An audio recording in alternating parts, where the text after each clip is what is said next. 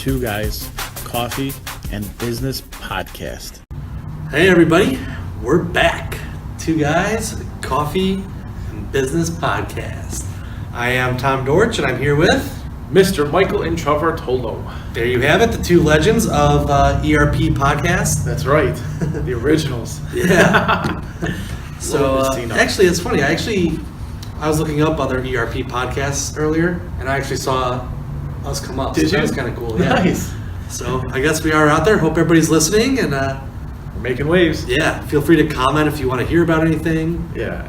Please, no more hair care tips for me, though. I'm tired of it, everybody. I get it. Keep them coming. Keep them coming. That's right. So today we're actually going to talk about how important it is to have a positive culture in the workplace. Yes, it's very important. Employees want to come to work when they feel good, happy, interacting with others, and things are on the up and up. People want to feel like they're growing, so it's very important. Nobody likes to come to work if it's not fun or it's depressing, and you're going to have hard times and stuff like that where it's not always, flowers and strawberries or whatever the saying is. So it's very important. Well, that kind of wraps up everything I said. No, I'm just kidding. How do you like strawberries? Right. Yeah, so there's actually tons of studies and research that's gone out into this.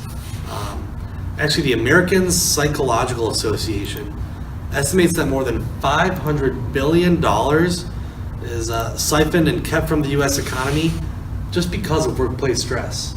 500 billion? Yes. Good God, man. Isn't that crazy? 500 billion. And 60 to 80% of workplace accidents are attributed to stress. Really? Right. That's a lot. Right. It's because everybody's not just thinking. Other stuff on their mind and not Right. paying attention to safety things. Exactly. Man. Isn't that, I mean, some of these numbers were just, Yeah. I read them and almost laughed because they were just crazy. I know somebody who actually tripped over a safety mat once at work and got injured. Well, obviously everybody kind of made fun of the safety mat. But maybe he had other things on his mind. Maybe he was stressed with his job. Right, maybe. Makes sense now. Yeah, that kind of brings me to my next one. 80% of doctor visits are due to stress. Really? Yeah. I guess that makes sense if you think about stress and heart palpitations. People think it's a heart attack and and heartburn or whatever. Well, and also stress will lower your immune system and make you obviously get sick easier. So that's why I got shingles. Right, there we go. Now we know. Lack of sleep and stress. Yeah. So I've got an interesting quote here from Peter Drucker, who is known as the father of business management. And he says, culture eats strategy for breakfast.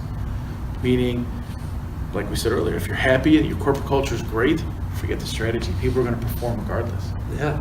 And a lot of these bigger companies, Microsoft, Google, and all those are everybody's working remote. There's less stress. Everybody's coming together as a team and just performing. Yeah. So it's pretty amazing. That's a cool quote.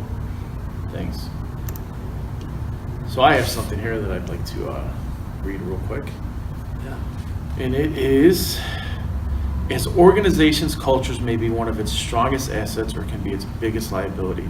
The reason culture is so important is that its impact goes far beyond the talent in the organization. It has significant influence on the organization's goals. Culture drives or impedes the success of an organization. With culture impacting the talent, the product, the clients, as well as the revenue, why would a company not measure, review, and intentionally nurture something so important and critical to its success? I mean, if that doesn't just sum it up, what does? Right. It lays out that it's important in every aspect of your business. Yeah, it really is. Do you try to keep adhere to? Are you one of these guys that adhere to corporate culture? Or are you somebody who wants to be on the edge of it and try to change it for the better? I guess I kind of just I adhere to it more so. I just kind of try and fit in and. Yeah, exactly. Yeah, I completely agree, and that's why people stay at jobs then. Right. So if it's something that they agree with, whatnot. we won't bring up you picketing outside work last week. That wasn't me. The vending machine didn't work. Yeah, right. Oh, too Yeah. funny. So, what does a good corporate culture actually really do? In our last podcast and in this one, we kind of talked about productivity a lot. Mhm. And it definitely improves productivity, Right. without a doubt. Yeah, absolutely. Yes, and then the workers, I feel like when they're happy with where they're at, they're kind of proud to work there, and then also share their experiences there, which enhances your company brand. Oh, I mean, if more people are talking about how great Solution Systems is, everybody's gonna be like, oh, I should check out Solution Systems. yes. So, And you also are able to hire better talent right. because people want to work for you. Yeah. They hear about the culture. Yeah. It almost goes viral. Yeah. That's kind of cool. Also, kind of a cool little thing that it took me a little while to think about this, but I mean, if you're happy where you're working, you'll go home happier. Mm-hmm. And when you go home happier, that makes your family happier. Yes. And then they go to their friends, and it just creates a more positive impact on society. So Did you just solve world peace? I did. See, now we know it's the workplace's stress that's keeping world peace from becoming a thing.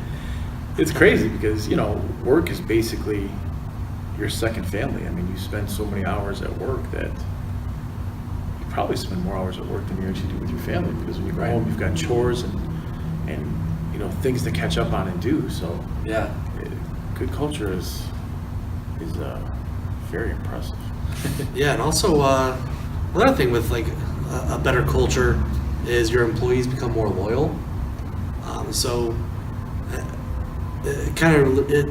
Workplace stress leads to an increase of 50% voluntary turnover. That's the stat that I found on that. And then a follow-up stat, 50%. replacing a single employee costs almost 20% of that employee's salary. Really? Yeah. So Wow. not only does it help productivity, but it helps Yeah. improve your own costs and Yeah. It affects that bottom line. right. Without a doubt. So 50% of turnover is voluntary with stress. Yep. Man, that's crazy. Yeah. What does it say about some of these insurance companies or telemarketing companies or whatever that have 90% like turnover rate? Yeah. That's crazy. Yeah. You're working your people too hard. Yeah. Very crazy. Or not rewarding them. Take them out to a family, or not to a family, but to a company party. Something. Yes. Yeah, make them feel Yeah. wanted and welcomed. So I guess how do you create a positive culture? That's a good question. So in my opinion or idea, it starts from the top down. What do Yeah. you think? Yeah, I think there's a bunch of different ways, and as an employee, I think that the best way to do that is to kind of care for and be interested in colleagues almost as friends, Yes. and try to avoid blame, forgive people for making mistakes because mistakes happen. All the time. All the time. Yeah, It's just nature. It's just Right. how we are. Yeah. Nobody's perfect. right. So I think it just comes down to kind of treating each other with respect and trust. Yeah. Just- So yeah. I think that, right, so employees in organizations, or organization members pretty much take cues from upper management, as they form their opinions about the culture. So if upper management is active and is pushing you and persuading you to learn more and try different things and grow as an individual, and it's wonderful. You feel wanted. You feel like you belong to something. And if people are seeing themselves progress, that's when depression goes down low, according to Tony Robbins, and people feel better about themselves. Right. So I get it. Here's something.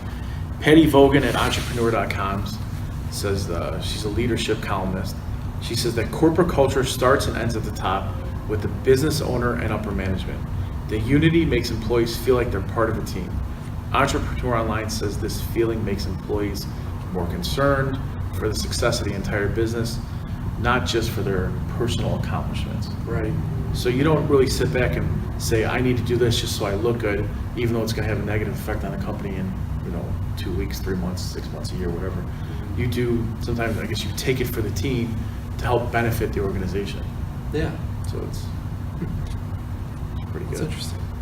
So I've got 5 key ways here that I got to help create a better corporate culture. All right. First is communicate.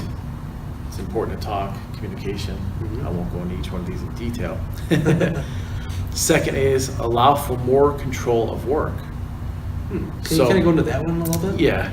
So in manufacturing, much of the work is predetermined based on the nature of the day-to-day processes, right? Right. Each day, an hour might be prescribed with, I don't know, an employee having little say over his or her schedule. This could dampen engagement. Great manufacturing leaders well, not just manufacturing leaders, but great leaders in general, figure out the amount of control they can give back to the employees, which allows them some choice and potentially rare procedures, I guess. So it's empower your employees, bring them to the leadership table sometimes, and let them feel like they're doing something. Yeah. Next I got is create accountability. Good culture definitely makes people want to be accountable. Yeah. If you want to do well to help the person who's above you, you know what I mean? So it's great. Next is make sure people feel like they matter, which we've already talked about. And as a leader, be available, and be engaged. Yeah. Seems to be. Yeah, I like that, definitely. So, I guess when do you think would be the best time to, kind of change your culture? If, let's say you realize that your culture is not doing so good and you need to change it around, when do you think would be the best time to do that? So I would start with a simple paint job in the office, wherever you're at. Oh, okay. I've seen studies that show if you paint your office every 6 months, whatever, whether it's a better color or worse color, people see its change and they feel different and they actually become more productive. So start there, just slow, little things, maybe change the lighting or something, add something, and then progress little by little until you are able to actually change the culture in the route that you want to go. Yeah, that's just my opinion. yeah, that's a good thought. What about you? I don't know. I feel like when you're switching your ERP system, everybody's already kind of starting to change their thinking a little bit. Why not try and improve morale Yes, and change the culture while you're doing that as well? definitely. Educate. Yeah. Help change the culture. Right. It'd be great. Yeah. Just got to be careful that sometimes you're not taking on too much at once. Right. You don't want to stress them out when you're trying not to stress people out. Right. Yeah. So, That is but true. great leaders recognize that and they know what to do. Yeah. All right. Let's see. I have a couple other statistics on engaged employees. Let's hear them. So it was a study by the Queen's School of Business. Disengaged workers had 37% higher absenteeism, 60% more errors and defects, and it resulted in 16% lower profitability for the company, Wow. just from having disengaged employees. Wow. I get it. I mean, if you come to work and you hate it, you don't feel, the culture's good or whatnot, and nobody pays attention, Right. you're not going to try as hard. Right. You're going to take all those days off that you can get Yeah. and everything, you know what I mean? Right. That's how a lot of people, they take days off they're not supposed to and end up getting let go. And they don't care, I guess. Yeah. So it's kind of crazy. Yeah. I heard that Amazon, Jeff Bezos, Mhm. is doing something different. So when you're at work and you're not able to perform the way that you want, instead of getting let go, you get to choose between being reviewed by your peers, presenting your case to a mediator, or going in front of a council and presenting your case. Wow. And so what happens is, if it turns out you actually make a good case for yourself, they will offer more training that you think is beneficial to actually do your job and reevaluate you like 6 months or a year down the road. Right. That's interesting. I like that. Yeah. It's different. Whether or not it's going to work, Right. I don't know. I read one story. The person was fighting their case, but they were so afraid to go before their peers and see what they were going to say about them. Huh. So, That's interesting. yeah, that's one way to start changing our corporate culture. Yeah, definitely. Especially for a big company like that. Right. So what else you got there? Yeah, that pretty much All right. summed up everything I had. Do you have anything else? Let's see. So we talked about improving productivity, increasing marketability, bringing in more talent, unity, 5 keys to help. I think we covered it all. All right. I think we nailed it. Hopefully we solved all the workplace problems and world peace, all that good stuff. That's right.